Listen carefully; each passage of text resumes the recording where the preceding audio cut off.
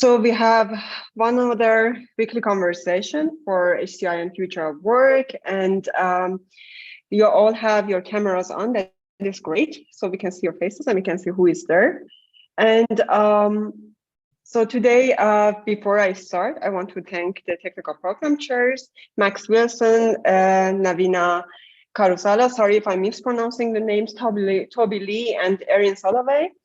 We also have student volunteers, Alberta Anash, who is the assistant for technical program chairs, and she's doing a lot helping us. And we have Isabel Lunos, she's our web chair. And then we have Nabil Nain, who is our video chair and accessibility chair together with Alberta. And these events are also partially sponsored by National Research Foundation, Science Foundation, sorry. And then the events in the last week, the conversations in the last week, we will have first the formal conversation, like a so-called formal conversation. We will be recording. I will be talking with our guest, who I will introduce later. And then I would like to ask you to put your questions in the chat. And then afterwards, we start having the questions from the audience, and then we stop recording. And then after we stop recording, we will have an informal chat with each other. So please stay if you have time till the end, so we can also go on discussing a little bit more about our guest's work. Today, our guest is Alarith Uhde, who is a researcher from University of Siegen. And he's been doing, I invited him because I think he's been doing a lot of interesting work on computer-supported collaborative shift planning. And he's looking at algorithmic shift planning from a very interesting perspective.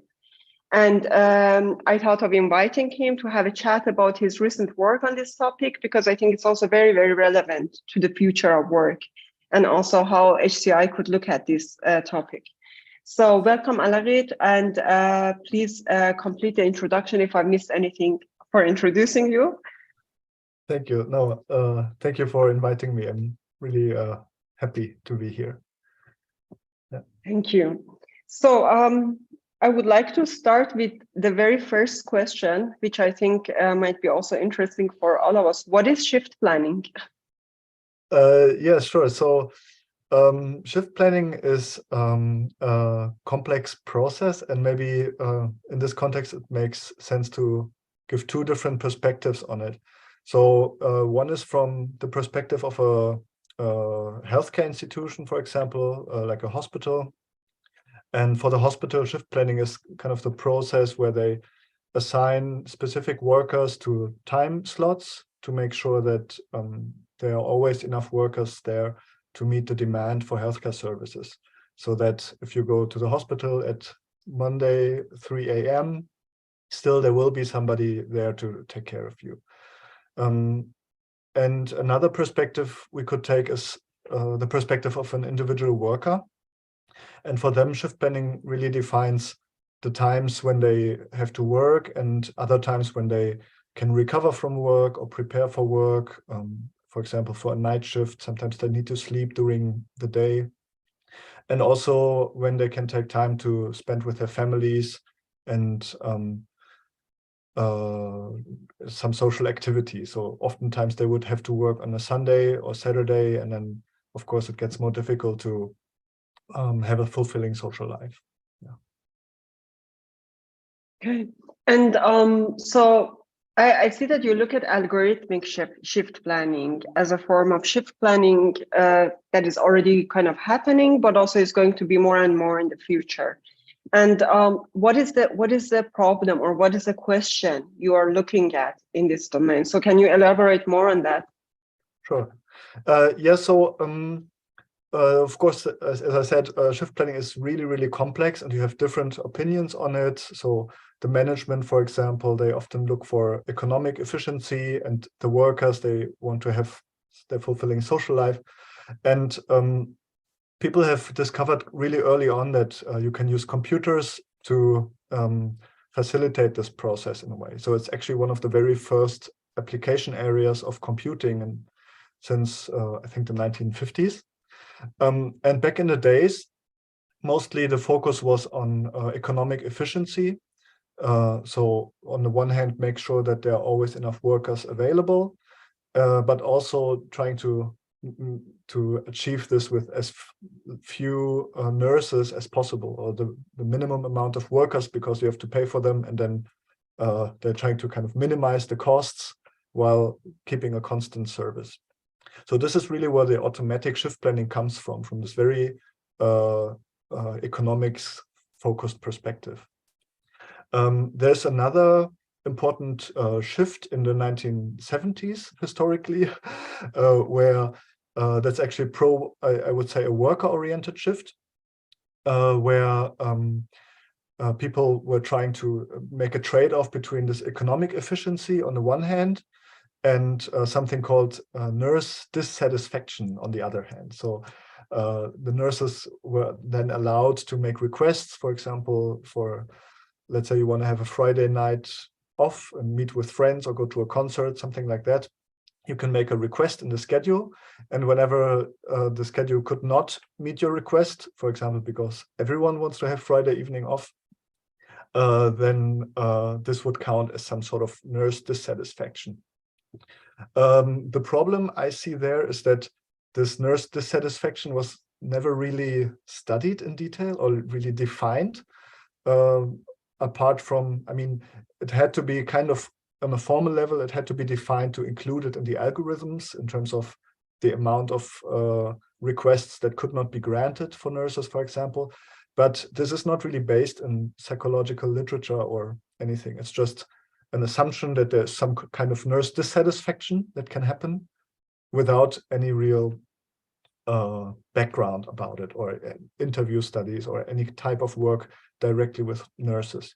And of course, there's been a bit of work on this after that, but this has really not been a focus in the algorithmic shift planning literature. So that was kind of a large part of the project. Yeah. Okay. And so I see also there's like links to those papers now, thanks to Alberta, in the chat. And when you look at these papers that you already published on this topic, you really, I see that you're dealing with this trade-off of satisfaction of nurses and then the shift planning from the performance perspective or output perspective. And can you elaborate a little bit on what you did in those papers, or what kind of studies you conducted, or what was your approach towards solving this problem? Yeah, sure. So the first paper really focuses on these experiences of the nurses. So mostly actually on fairness, because fairness was, we quickly found out in this project that this is one of the key factors. And we try to understand what nurses consider fair with regards to shift planning or unfair with regards to shift planning, really from their subjective perspective. And this is kind of new in this area, because in the algorithmic approaches, people usually try to find objective measures of fairness, which is inherently a little bit problematic because you can define fairness in very different ways. And yeah, in this research, we had two main findings. The first one was that from the nurse's perspective, is important, especially for these critical decisions like Christmas or also Friday night, if you want to go to a concert. For these decisions, they want to be involved in the decision-making, who should get this time off or not. And that's kind of problematic if you're trying to automate everything. Because kind of automation is the opposite of being involved in decision-making, you could say. The other thing we found relates to the definition of fairness. So you can define it in different ways. You can say everybody should get the same amount, let's say the same number of requests granted over the course of maybe a month or a year. Or you could say the nurses who perform very well, who often stand in for their colleagues or something, they should be rewarded by getting more requests granted. But actually nurses used a third approach. It's called a need-based fairness.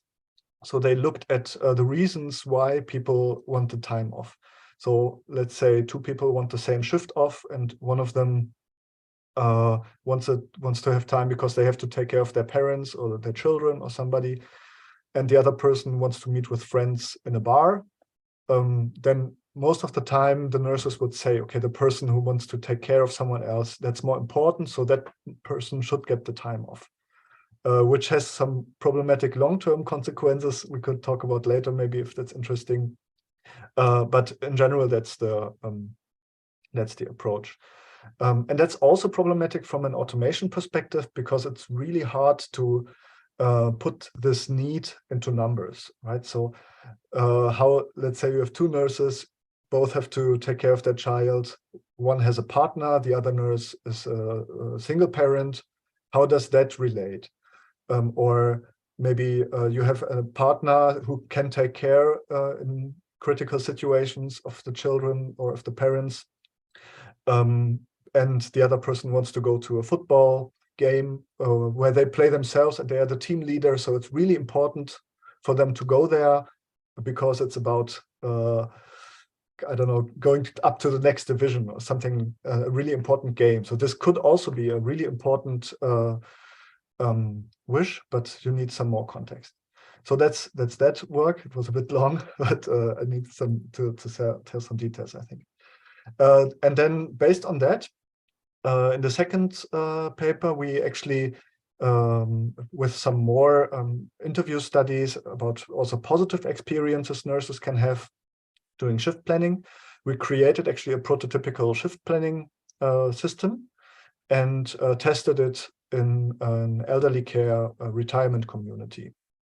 We really had it used for like on one ward for around 9 months, and looked at, okay, how do people really use this more interactive approach? So one central design decision for that one was to automate a lot of things that nurses don't really care about, but these critical decisions should be manual. And we created a really nice manual conflict resolution process also that showed nurses, okay, here you need to find a solution together with this colleague, and the next time you work together to find a solution is on Tuesday. We really try to support it. And turned out though that nurses didn't really use it, this conflict resolution process, which was a bit not what we expected, let's say. And I really tried to find out what was going on there, because all of our previous work really showed that they are asking for these more interactive approaches. And through a lot of qualitative work in that case, we found out that they actually had different practices to avoid these conflicts from happening before they even happen, rather than solving them afterwards. So for example, let's say you want to meet with a friend on a Friday night, and you want to have a request for that in the shift plan. So you would go to, in our case, to the tablet that is on the ward, and then try to enter this this request. But you see, oh, my colleague has already made a request for that Friday.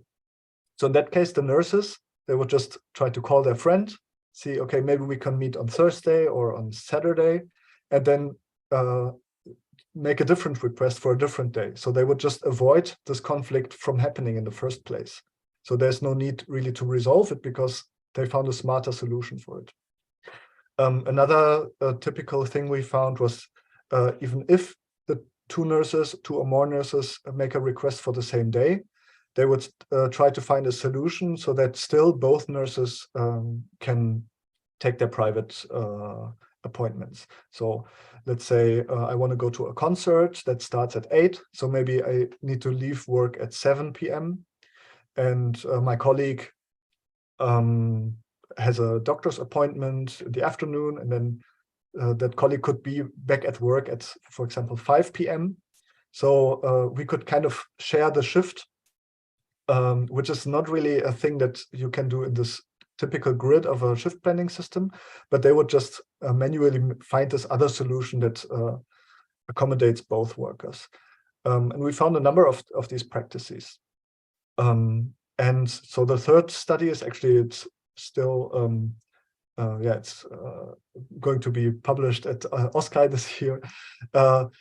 There we just took an online, we ran an online experimental study and tried to compare a fully automatic approach with this more interactive approach based on the practices of the nurses, and see what consequences that has for the subjective experiences.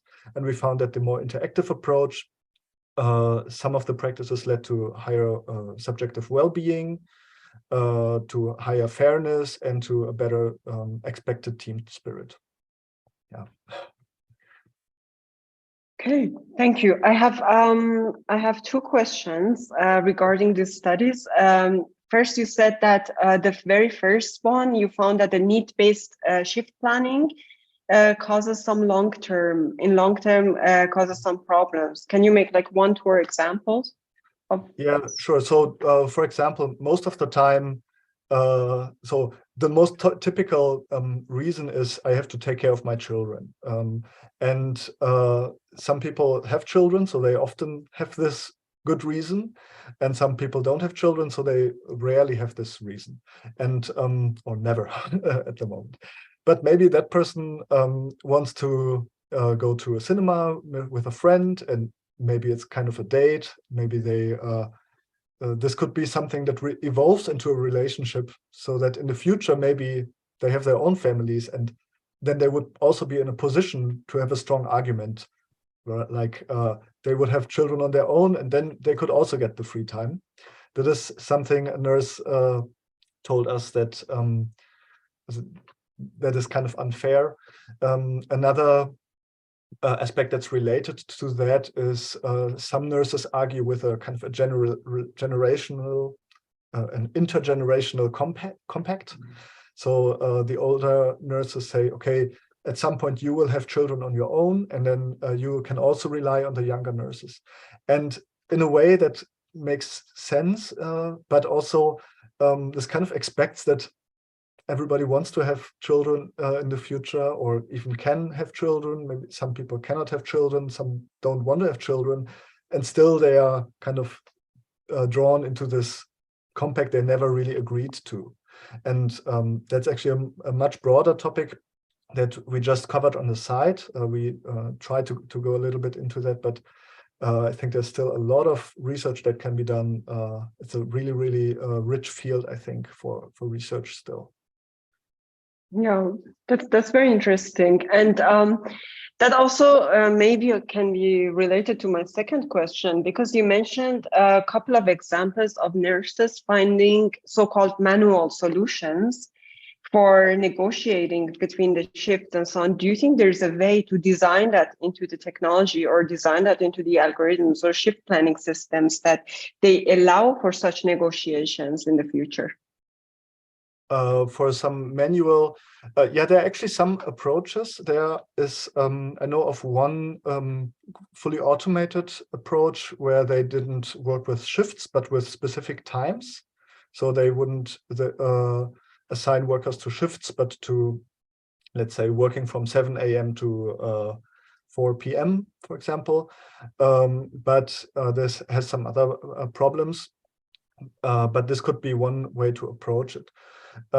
Another more specific case that I didn't mention before, but for kind of institutionalized appointments. So let's say Christmas is something where typically, at least in a German context, everybody wants to be with their families, and but the company already knows that. So they can expect this from happening, and they can, in our case, for example, they had an informal contract.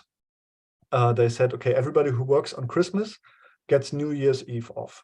And so everybody who works on New Year's Eve, they get Christmas off. And then the team gets together and they say, okay, I prefer Christmas, or I prefer New Year's Eve. And then the few remaining cases, they need to negotiate. And I think for these specific cases, we could really include specific interfaces. For the other cases, we had a few ideas. So let's say the Friday evening example that I used a lot now. One thing they in larger institutions, one thing they often do is they call nurses from other wards and see if they can stand in, and then they do this in return at a later point.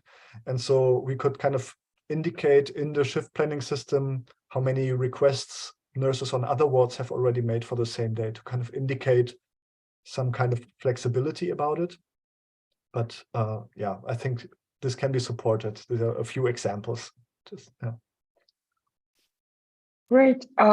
Before I ask my almost last question, I want to remind you to put your comments, questions in the chat, so we have them already in front of us, so I can also have an order who comes first and so on to have them to ask the questions. I was also thinking while reading your papers, because I've seen, like, for example, shift planning, work scheduling, and so on, in a lot of other domains, algorithmic shift planning and scheduling, for example. For example, in production lines, you see a lot of, for example, scheduling applications and programs being used for defining that which worker works with which machine at what point of time, for example. Or for shop floor planning, who is standing where at the shop floor to arrange stuff there.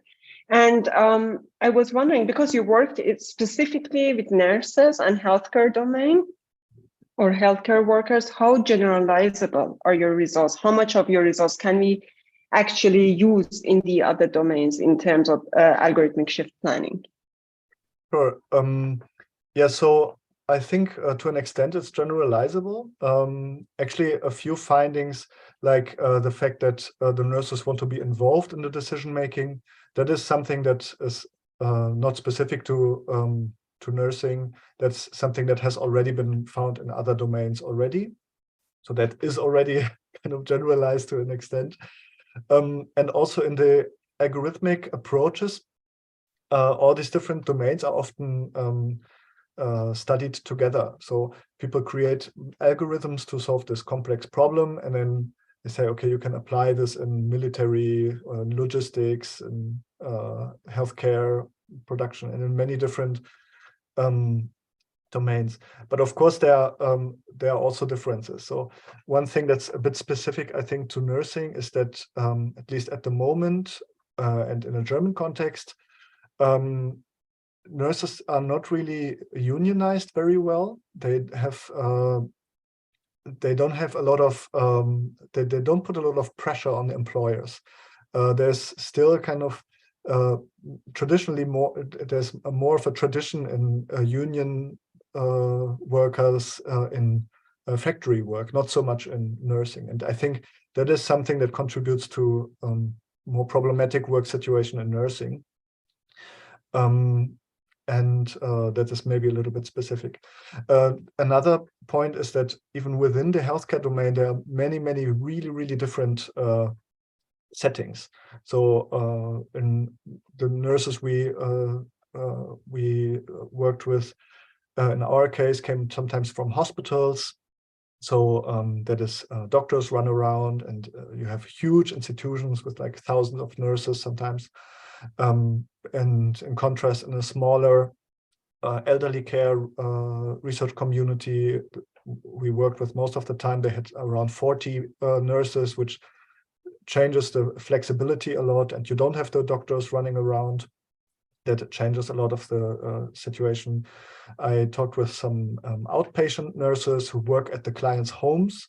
So that has big effects on the team spirit, because some of them, they don't even know all of their colleagues, so to say. So they just go to the clients and someone else takes over later. So that makes a big difference even within healthcare, and that's also just in the German context. So, or maybe this can be extended to a European kind of context. But for example, in North America, I know that there are some specifics in especially healthcare funding that are very different than how things work in Europe. And then if you look at the global South, the financial situation is even more different, let's say, and much more problematic in many cases. I know that Navina, also here from the group, she's done some work on these areas, and I wouldn't just say we can generalize our findings to these areas where it's very different, I think. Yeah. Okay. The last question, I was just thinking while you were answering this, I was thinking that whether the work culture in an institution, so because you mentioned also having the power to object to the situation, for example, does the work culture and how hierarchical it is in within an institution or in a country even plays a role in how integrated such algorithms can be in the future of work in that organization, or the other way around? Can such algorithms change the work culture, in your opinion, by involving more, for example, opinions or needs or desires of the people who are actually getting the shifts instead of, for example, the manager of the company or the hospital? Yes, so there's actually one study from the 1980s. It's kind of a specific study on an early approach about very interactive shift planning with nurses. At the time, it was really manual, but it's kind of it's called self-scheduling. It's kind of the paradigm they developed at the time.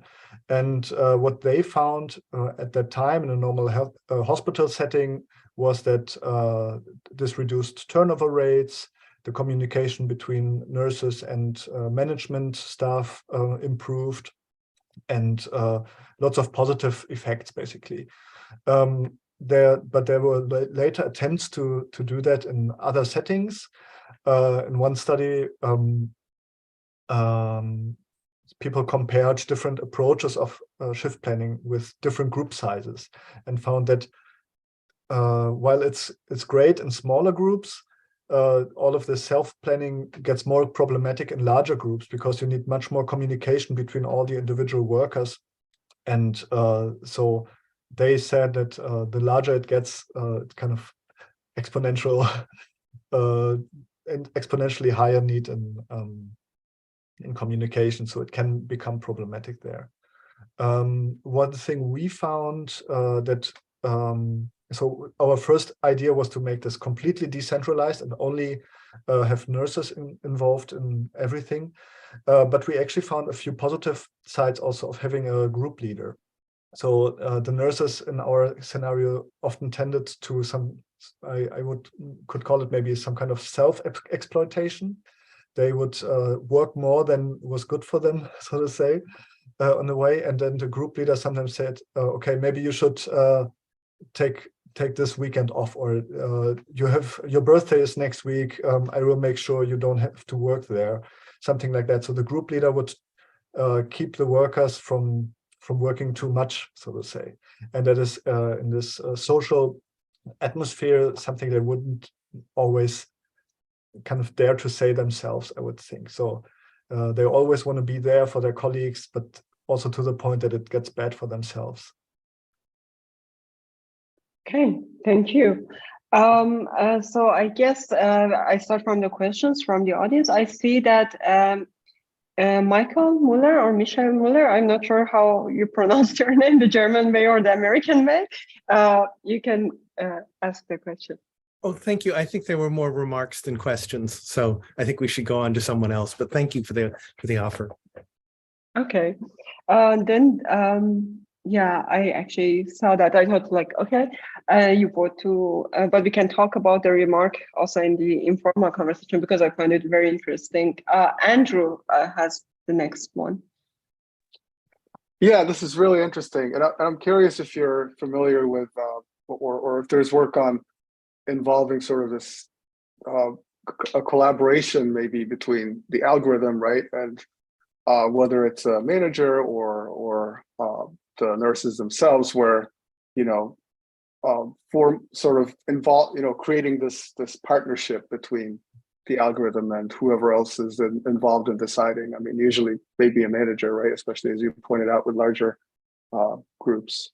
So that's really my question. What about AI, human AI teaming on this problem? Yes, actually, yeah, that's a great question. Actually, that's I think one of the main problems with the big groups is that you also need to do like create full schedules for a whole month for every worker there.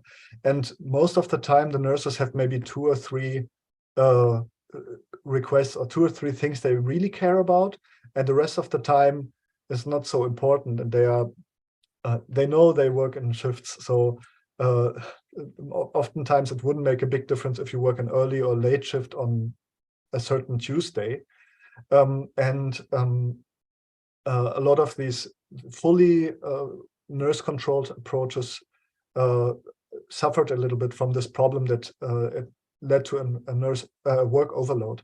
And we tried to combine the two, actually. We tried to say that everything that the nurses themselves, they say, okay, this is important for me. These cases, we made sure they are involved in the decision making and they have control of this.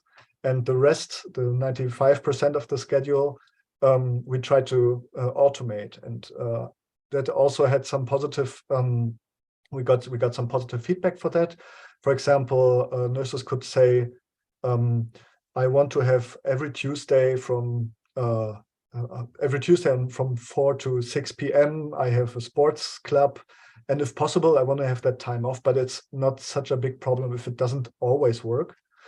And so they could just enter this kind of constant request without needing to enter it again every new month. So in that sense, because shift planning involves hundreds of, actually kind of millions of different decisions a computer needs to make in one month. So there needs to be some automation, or doesn't. You can also do it manually, but I think automation makes a lot of sense there. And it's really important to find the right line at which point you switch to manual. If your question, I'm not sure if you were thinking about the computer as kind of an opposite, as somebody like a different person you would interact with. In that sense, we didn't really use it so much. That is not something I usually work with a kind of social chatbot approaches or something like that. Yeah. Okay. No, thanks. That makes sense. Yeah. Sorry. I see Max's hand is raised. Yeah, thank you. Very interesting talk. I'm intrigued by at what points these become things that people are happy with, and at what point they become systems that they find impersonal, and it's like some big machine is just controlling their life and they don't know who they're going to see at work on which day, and whether there's some situations where having a fair machine or a fair algorithm do it makes them happier, and some points where having like a big black box, or like a no personal side to it, makes them less happy. Because I can sort of imagine there's times when people are happy that there's a fair continuous system going on, and sometimes where people just wish they had consistency in people that they knew, and times when they were like a mutually agreed a good way of working amongst a team. Presumably it's a function of size and complexity, I guess. Yes, and also I think it depends on individuals. So different people have different ideas of how a great shift planning system would look like. So in this field study, actually, we found that some nurses really use the function to submit requests quite intensively, but some people didn't really use it at all. And one of the reasons was that some people just lead a more organized life for one reason or another. And one of the nurses said, yeah, I don't even know what I'm going to eat tomorrow. So how should I know when I should submit a request? I don't know. That's not the way I lead my life. So there are also these individual differences. But another aspect that this touches on, I think, is kind of a lot of problem comes from kind of a co-emergence, I would say, of private life and work life. So if you plan your schedule for let's say in 2026, in theory you probably wouldn't have any requests And if you already know your schedule of 2026, you can make all of your appointments around the schedule, or like most of your appointments you can make around the schedule. And so that could be one way to resolve it. Problem is sometimes this doesn't work because other life aspects come in and they just don't care about your work schedule. So in this, in a way, this co-emerges. Like it helps if you have already a fixed schedule to plan your life around it. But sometimes you need to also plan your work around your life, and that's a tricky balance also to make. And from the management perspective, in our case, they actually only gave the schedule 2 weeks in advance for the next month, which is quite short, but they did it for economic considerations, because as soon as they schedule the people to work, they kind of have a right to work that time. They need to pay them also, and this retirement community. So in the worst case, financially speaking, on the first of a new month, 3 of your clients die, and at that day, the healthcare insurance stops paying for them, and still the employer needs to pay all of the workers who are scheduled for that month. And so they are trying to find ways to be more flexible, and one of the ways is to only release the schedules quite late. Yeah. And just looking at Michael's comment on the chat about whether it can be fair or what counts as fair. I guess in my question, I was imagining that it was perceived as fair in such a sense that it couldn't be influenced by bias or friendship of the individuals, or the computer, the algorithm will just decide, and that's what we have to do. But yeah, you're right. It'd be interesting to know whether some people feel continuously inconvenienced by the algorithm, and sometimes some people it consistently works for them, which I guess is what you mean by the algorithm being fair. Well, I guess I was thinking, is it right if I respond directly, or should I wait? I don't want to speak out of turn. I'm happy. I don't mind. I was thinking, for example, the view of, say, a young male engineer, potential designer of a fairness algorithm, about family care may be quite different from the view of somebody who's in the United States. It's used to be called the sandwich generation, in which people, say in their 40s or 50s, are caring for their elders and for their children, and in some cases for their grandchildren. And so the young man who doesn't yet have those kinds of responsibilities may have an idea of fairness that just doesn't map onto what would be fair for someone in that other position. I haven't said anything about race yet. I haven't said anything about religion, culture. I could go on, but so could you. So I will not put all of us through that part of the sermon here. So that's why I thought fairness often is a matter of perception. It looks fair to me, but I don't trust my own opinion on that. And so. Yeah. Did you find that some people consistently disliked the algorithmic choice of shifts? Yes, another aspect that maybe relates to that is one thing we found that, so there is this negotiation process also, right? So people have all want their Friday evening off, and then somebody needs to be at work, and it makes a big difference, this team spirit I hinted at. So if you get along well with your co-workers, it's much easier to find a great solution, or to just be there for your coworker, and it may actually even be a positive experience to stand in for your friend and to help a friend out, so to say. Whereas if the atmosphere at work is already really bad, people may not really be willing to stand in, and then this makes fair decision making even more problematic. So one small study we also ran in relation to that was to try to find other positive moments nurses have among each other that don't have anything to do with shift planning. They're just in different settings, positive experiences, how they can do something nice for their colleagues, something like that, just to improve this team spirit. and that can later translate to a fairer experience during the decision making of shift planning. But this was just a small side study that's not part of this. Very interesting. Thank you. Before we continue on the discussion, I didn't want to interrupt you, but I will start stop recording. But first, before we stop recording, I wanted to again thank Alarith for joining us, and I wanted to also say that next week we will be also here. We will have a really nice conversation about human AI collaboration in the future of work by Toby Lee and Dakuo Wang. And yeah, looking forward to that. And then with that, we can stop the recording and just talk. Thank you.